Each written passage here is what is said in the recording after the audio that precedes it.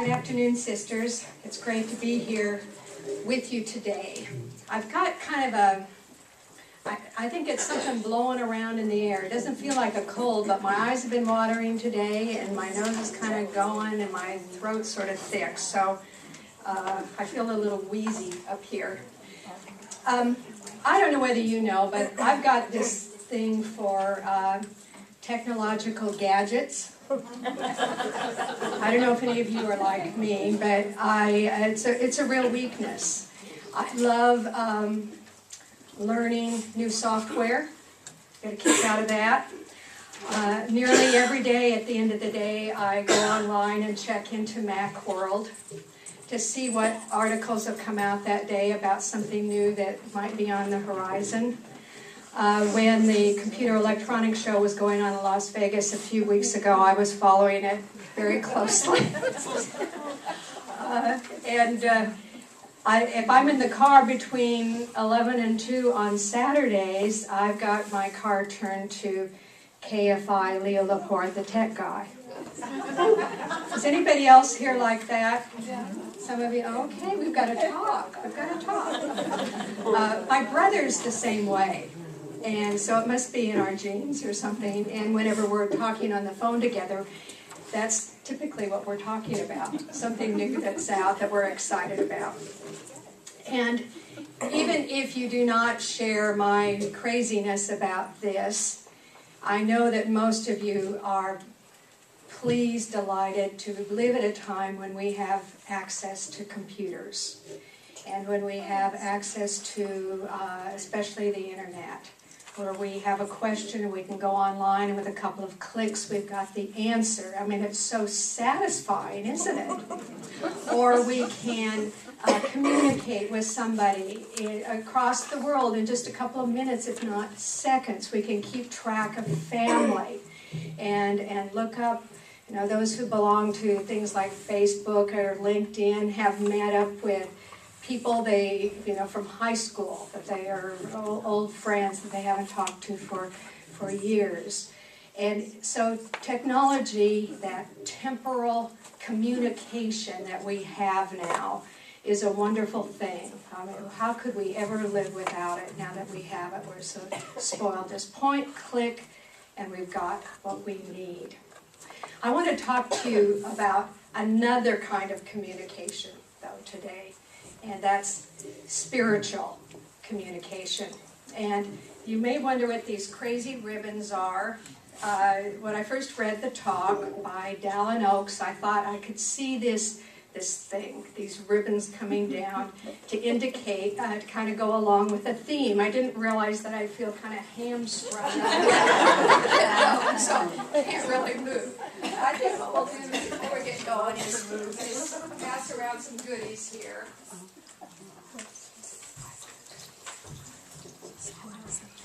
Just have to moan with the goodies.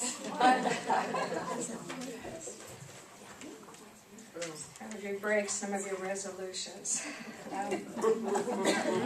Today's lesson is based on a talk by Dallin Oaks that he gave in October at the October conference, and it's called 2 Lines of Communication, hence the 2 ribbons here.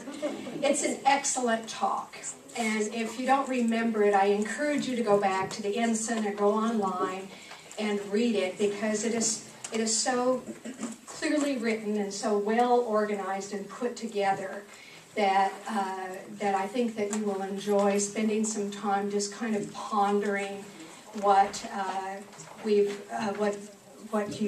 read. The first line of communication that he mentions is the personal line. I'll just put this right here. Now, the personal line is something that hopefully we're all familiar with. That is our ability and our blessing of being able to communicate with our Father in heaven through His Son, Jesus Christ, through prayer. And it's a wonderful thing. The heavens are not closed, are they? We believe that we have access to Heavenly Father to confide in Him, to share our grief, to share our joys, to share our concerns about our behavior, to ask for guidance, to ask for comfort, to ask for different kinds of direction in our lives. And it's a wonderful thing that we have. And what do we get back? It's not just a one-way communication, is it? What comes back to us? Answers. Okay, we get answers. What kind of answers? What sorts of things come back? Personal revelation, what you should do, how Okay. you should do it. Okay, we do. So we get, sometimes it's not exactly kind of what we're expecting, but we can get some guidance that comes back, depending on what we're asking for. Yes? Feelings of, that you shouldn't do it, or you should do it, or, kind of, I don't ever get words. Yeah, I just kind get of like warm feelings, or feelings like, oh, that's not the right thing, or Okay. warm feelings that, yes, that is. Okay. Should I do such and such? You get a confirmation, impressions that you have. Yes. Okay. What else? What have you gotten back in your prayers? Yes. I get a thought, and usually that thought provides clarity. I mean, it's like almost something had been dark and fuzzy, and when I get the thought, it's like the veil's been taken away, and I think, oh, that's the answer. So Okay. I get clarity. A thought with clarity is usually how I'm feeling. Okay. Good. Yes. Mine's come in the shower. The shower is a great place, isn't it? It's relaxed. Anybody else? I Relaxed, get a lot of work quiet. done in the shower. I don't know what it is. Or in the car. In the car, I know. All right. Jackie Schroeder, some of you may remember, she always prayed in the car. That was a good, yes. Okay, and so so what happens? I think what happens is sometimes the fog lifts, the confusion lifts. You get a real clear thought, or people come to your mind of, inspiration. It's. Okay. You think it'd be like late at night, but it's usually early in the morning for me. Okay. Probably because I'm awake. Debbie, you had your, Oh, and sometimes it's, I'll get palpitations, like, I know I shouldn't do it, and my heart will just start palpitating, and it's such a bad feeling that I know I just need to stay away from it. So sometimes it's not a pretty feeling, sometimes it's like a real anxious feeling. okay. And I'm thinking of the reverse of that. Sometimes I have gone to the Lord in prayer with those anxious feelings, feeling like, whatever, I'm troubled and I want an answer. And often I don't get an answer, but when I end the prayer or sometime later, I feel a comfort or a peace that I can carry on, that things are going to be okay, even though I may not know how they're going to be okay. I somehow feel like I can handle it. It comes to me through prayer. Anyone else? Yes, Pat. I had an experience last night. My mother used to have this frequently. She kept a pencil and a pad by her bed, and she would just write without turning the light on. She'd just write down something that I woke up last night and I thought about something that I had written years ago. It was a poem that I had, and I don't remember those. I have them written down, but I have to read them like anyone else would, because I don't remember them. And I remembered, I went through this and I remembered every word. And I got up and I wrote it down because I didn't know where it was. And it just so happened that it was something for somebody else to use and today. And it was just, that was really, really a confirmation to me the Lord really does. Sometimes through us, we're able to help someone else through that. Yes, yes. Anyone else? Now, as I was preparing the lesson today, I was thinking of you. Some of you sisters here are brand new to the church. And I don't know what your backgrounds are, if you have had a lot of experience with developing a relationship with your Heavenly Father through prayer. But as you grow, and some of you may not feel adequate. You may feel like you have figured out how to do it, to make it a part of your life. And I just wanted to tell you that we are all learning.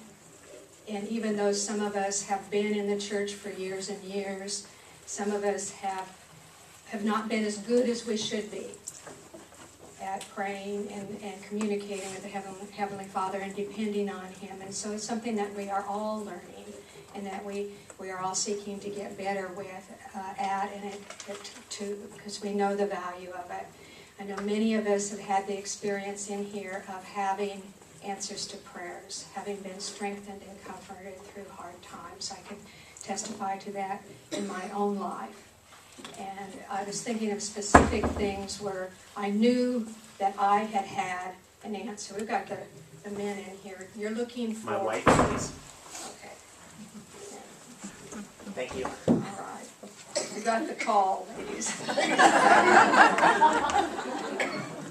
But in my own life, I've known that the Lord has been working with me when sometimes preparing, when I have to prepare a talk or a lesson, and I feel particularly vulnerable and dependent and lacking.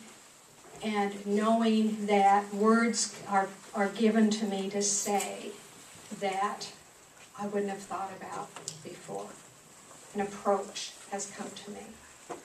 Or in different callings that I've had, or just dealing with my family when I have had something difficult, a difficult conversation I have to have with one of my children, or a conversation I have to have with somebody when I was in Relief Society president, where I didn't feel comfortable.